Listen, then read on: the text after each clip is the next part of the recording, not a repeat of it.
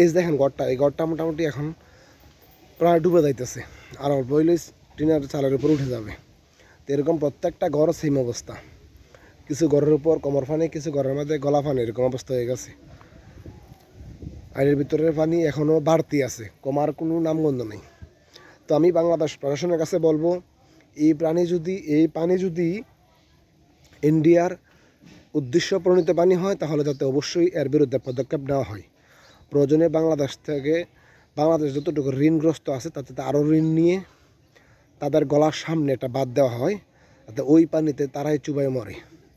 তারা ইচ্ছাকৃতভাবে যদি পানি ছেড়ে থাকে, তাহলে অবশ্যই এই পানির ব্যবস্থা নিতে হবে, তাদের গলার সামনে একটা বাঁধ দিয়ে, যাতে তাদের ওই দিক থেকে এক ফোঁটা পানি আসতে না পারে, তাদের পানিতে তারাই চুবাই মরে।